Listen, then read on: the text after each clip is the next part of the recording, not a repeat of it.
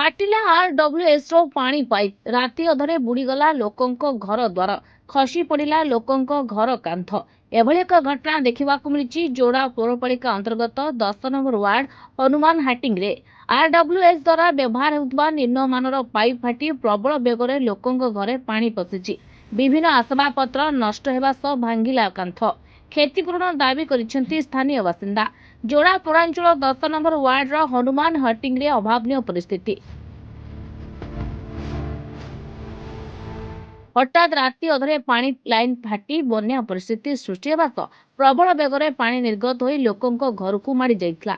विभिन्न पंचायत को पानीय जल जोगाई देबा पाई ग्रामीण जल जोगाण आरडब्ल्यूएस विभाग द्वारा गुरुबेडा ठारू जो पाइप लाइन जाइछि ताहा फाटिबा कारणରୁ एभली परिस्थिति देखा देइथिला।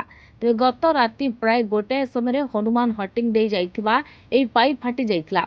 लोके शोइथिबा बेले हठात घर भितर को प्रखर पानी सुओ माड़ी जाइथिला। किछि भाबिबा आगरु लोकंको घर भितर थिबा आसबाबपत्र सबु बुड़ी जिबा सहित पोशाक बिछଣା चाउल एवं अन्यान्य जिनिसपत्र नष्ट होइछि। एते 10 रु अधिक परिवार क्षतिग्रस्त होइतिबा बेले हटिंग रे रहउतिबा जिंगी मुंडा एवं गणेश मुंडांको घर कांथ भांगी जाइछि। एमितिरे लोके नाही नथिबा असुविधार सम्मुखीन भोगुछन्ति। तेबे पानी बंद हेबा परे स्थिति नियंत्रण को आसिछि। क्षतिग्रस्त को तुरंत सहायता जोगाई देबा सह क्षतिपूरण ପାଇଁ लोके दाबी करिसेंति।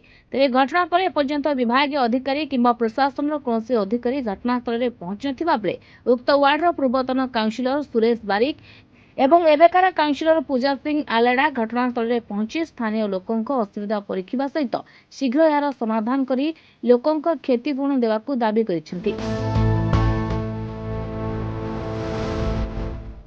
Ramesh Chandra Mahapatra report Mahabharat live.